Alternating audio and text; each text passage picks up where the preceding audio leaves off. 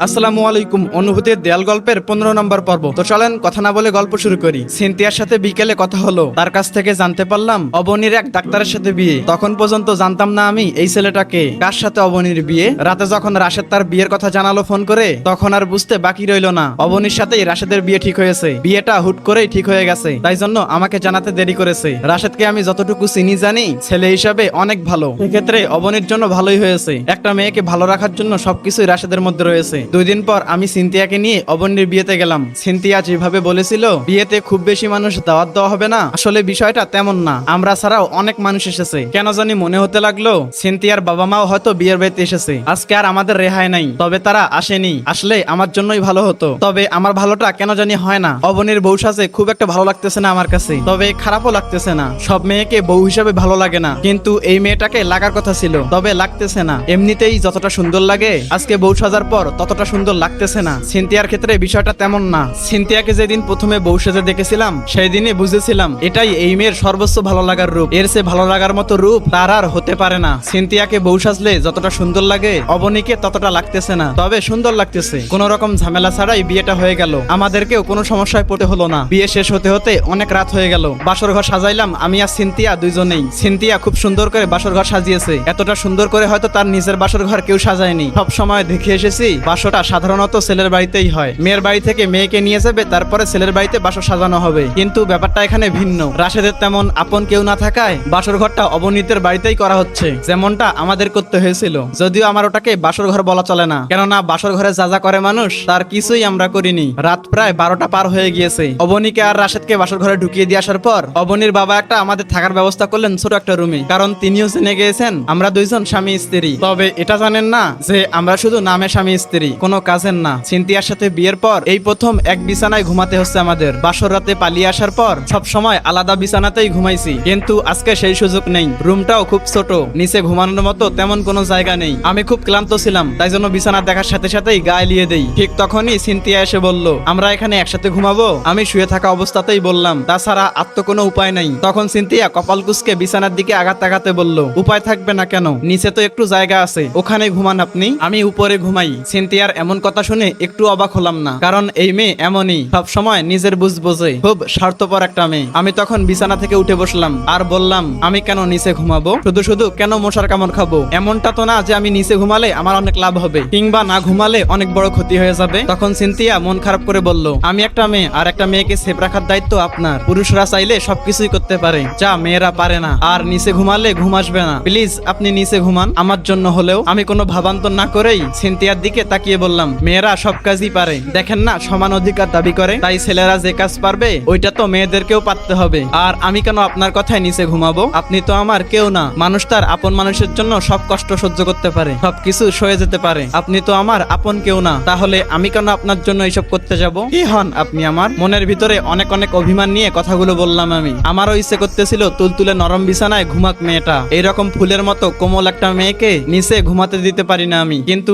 এই যে অভিমান, খুব বড্ড খারাপ জিনিস। কেউ ভুলতে চায়, আবার কেউ বা ভুলতে চায় না। সিনথিয়াও আমার অভিমান করা কথাগুলো বুঝতে পারলো কিনা বুঝলাম না, তবে সেও অনেকটা মন খারাপ করে অভিমানী কণ্ঠে আমাকে বলল আমি আপনার বউ হই, আর নিজের বউয়ের জন্য এটা করা আপনার কর্তব্য। এই কথা শুনে আমার অনেক রাগ হলো। ইচ্ছে করতেছিল সিনথিয়াকে গালি দেই, বকা দেই, কিন্তু সেটা করতে পারলাম না। আমি রাগে গড়গড় করতে করতে বললাম কিসের বউ? আপনি আমার বউ? বউ মানে কি বোঝেন? প্রয়োজনের সময় জামাই বানবেন, আর যখন প্রয়োজন থাকবে না আর তখন মানবেন না। বাহ, আপনাকে তো নিজের ভালো বোঝার জন্য নোবেল দেওয়া উচিত। কখনো বইয়ের মতো আচরণ করেছেন আমার সাথে? স্বামী স্ত্রীর মধ্যে যা যা হয়, এমনকি আমাদের মধ্যে ভুলেও এমন কিছু হয়েছে? হয়নি। তাহলে কেন আপনি এই সম্পর্কের কথাটা তুলতেছেন, যেটার অস্তিত্ব শুধু কাগজে কলমেই রয়েছে, বাস্তবে না? কয়দিন পরে তো ঠিকই ওই হাসানের সাথে চলে যাবেন। উনি হবে আপনার স্বামী, আপনার কলিজা, আপনার আতারাতা, আর আমি হব তখন পর। আমি তো শুধু আপনার প্রয়োজনের স্বামী, ভালোবাসার স্বামী তো হবে অন্য কেউ। আমাকে আপনি এইসব বলবেন না, কখনো না। কথাগুলো বলতে বলতে যে কখন যে চোখের এক কোণে জল চলে আসলো আমি বুঝতেই পারলাম না। তবে সিনথিয়া আমার চোখের জলটা দেখতে পেল না। আমি তাকে দেখাতেও চাই না। যে ভালোবাসার সে এমনিতেই বাসবে, কোনো কিছু দেখে নয়। চোখের জল দেখে আজকাল আর কেউ ভালোবাসে না, ভালোবাসে মুখের হাসি দেখে।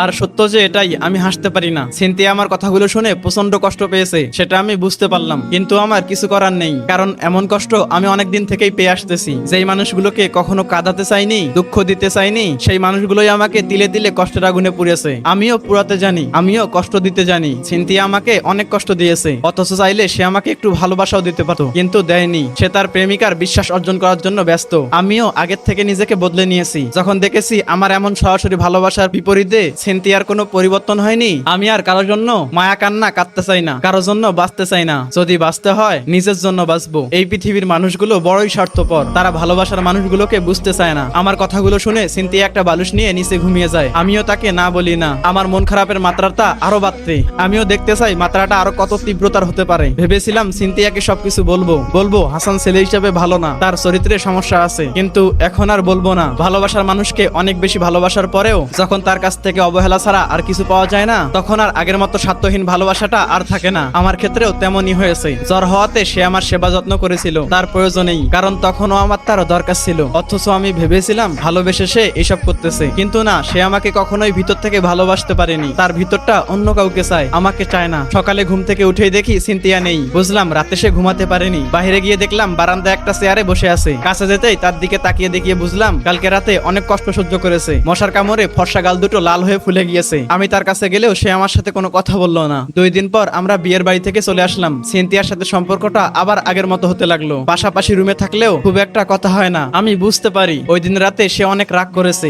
অনেক অভিমান করেছে আমার উপর। সেই অভিমানটা হয়তো তাকে আমার কাছ থেকে দূরে যেতে সাহায্য করতেছে, কারণ অভিমানও মানুষকে দূরে ঠেলে দিতে পারে, পর করতে পারে। আমারও ইচ্ছে নাই তার অভিমানটা ভাঙানোর, কারণ অভিমান ভাঙানোর জন্য একটা অধিকার থাকা দরকার। সেই অধিকারটা সে আমাকে কখনো দেয়ই নাই। 1 মাস পরের কথা, সিনথিয়া একদিন আমার রুমে এসে আমাকে বলল, কালকে আমি চলে যাচ্ছি, হাসান আমার জন্য অপেক্ষা করবে বলেছে। আমি সব সময়ের জন্য তার কাছে চলে যাচ্ছি। আপনার সাথে অনেক দিন ছিলাম আমি, আপনি আমার কাছে অনেক পাওনা আছে। আপনি না থাকলে হয়তো এই পথটা আমি পাড়ি দিতে পারতাম না। আপনার আমার পিছনে যত টাকা খরচ হয়েছে আমি সব দিয়ে দিব। আপনার সাথে অনেক খারাপ ব্যবহার করেছি, আমি সেগুলোর জন্য দুঃখিত। অনেক সময় আপনাকে আপন মনে হয়েছে, ভালোবাসি বলেও মনে হয়েছে। এখন জানি কেন মনে হয় আপনি আমার অনেক আপন কেউ, কিন্তু বাস্তবতা তো ভিন্ন জিনিস। আপনার সাথে বিয়েটা ছিল একটা দুর্ঘটনা। আমি জানি না আমি কি করেছি, ভুল করেছি নাকি সঠিক করেছি সেটাও জানি না। তবে আপনার কাছে আমি সারা জীবন কৃতজ্ঞ থাকবো। মনে রাখবো অনেক নামে একজন মানুষ ছিল, যে মানুষটার সাথে এতদিন একসাথে থাকার পরেও কখনো আমার দিকে কখনো খারাপ চোখে তাকায়নি। বিয়ে করার বউ হওয়ার পরেও কখনো স্বামীর দাবি নিয়ে আমার উপর অধিকার দেখাতে আসেনি। আপনি সত্যি অসাধারণ একজন মানুষ। আপনি কি আমার শেষ একটা অনুরোধ রাখবেন? সিনথিয়ার দিকে তাকিয়ে বললাম, মেয়েরা অসাধারণ মানুষ। তারপর আমি কিছু বলি না, অবাক চোখে সিনথিয়ার দিকে তাকিয়ে থাকি। ভাবতে থাকি আমি মানুষটা কতটা অবহেলার পাত্র। জীবনে কম বেশি সবার কাছেই অবহেলার শিকার হয়েছি আমি। বাবা মা বোন বন্ধু বান্ধব ভালোবাসার মানুষ সবাই আমাকে কোনো না কোনো কারণে অবহেলা করেছে। কারো কাছে হয়তো আমি অবহেলার কারণ ছিলাম, কারো ক্ষেত্রে হয়তো ছিলাম না, তবে করেছে সবাই। সিনথিয়াকে দেখে আমার ওই কথাটা মনে পড়তেছে। আমিনুর রহমান একটা গল্পে বলেছিলেন, যে চলে যেতে চায় তাকে চলে যেতে দিন, এটাই আপনার জন্য ভালো।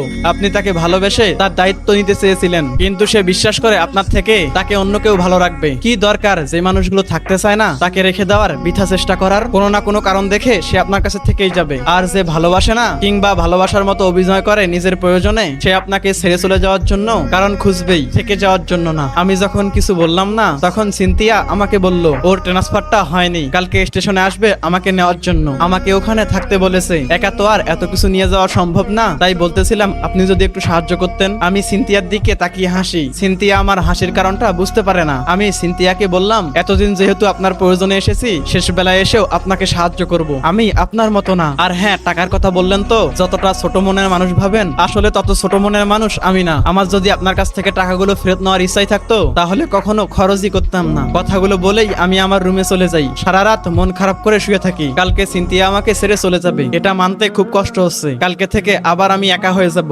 সিনথিয়াকে হাসানের কাছে রেখে আমি আমার বাবা মার কাছে চলে যাব। সিনথিয়ারও কি আমার মতো মন খারাপ? কারণ সেও তো আমার সাথে অনেক দিন ছিল, তার কিছুটা মন খারাপ তো আমি দাবি করতেই পারি। রাতে ভালো করে ঘুম হয়নি, যার কারণে অনেকটা বেলা করে ঘুম ভাঙলো। ঘুম থেকে উঠেই দেখলাম সিনথিয়া সবকিছু রেডি করে ফেলেছে। বুঝলাম হাসানের কাছে যাওয়ার জন্য খুব তাড়া। আমি সিনথিয়ার দিকে তাকাতেই জাস্ট স্তব্ধ হয়ে গেলাম। আজকে জীবনের সবচেয়ে সুন্দর করে সেজেছে। এর আগে আমি কখনো তাকে সুন্দর করে সাজতে দেখিনি। এত সুন্দর করে সাজার কারণ কি হাসান? অথচ আমার জন্য কখনো এভাবে সাজেনি সে। তারপরেও আমি তাকে নির্লজ্জের মতো ভালোবাসতে চেয়েছি। না, আর না, অনেক হয়েছে। আমি আর তাকে কখনো আমার নিজের করে নিব না। সে যদি হাসানের কাছ থেকে চলে আসে, তবুও আমি তাকে ফিরিয়ে দিব। সে আমার ভিতরটাকে অনেক জ্বালিয়েছে। আমি তো আর এত জ্বলতে চাইনি, আমি শুধু তাকে ভালোবাসতে চেয়েছিলাম, কিন্তু সে আমাকে জ্বালিয়েছে। সকাল 10টার সময় আমি আর সিনথিয়া রেল স্টেশনের দিকে রওনা দিলাম। হাসান নাকি 12টার সময় আসবে। স্টেশনটা এখান থেকে আমাদের একটু দূরেই। সিনথিয়া একটু আগেই রওনা দিয়েছে। আমি সিনথিয়ার দিকে তাকাচ্ছি না। ওই চেহারাটা আমাকে ভুলে যেতে হবে। কখনো চাইলেও আমি আর দেখতে পারবো না। রাস্তায় অনেক জ্যাম থাকার কারণে আমাদেরকে যেতে অনেক সময় লাগলো। 12টার উপরে বেজে গেল।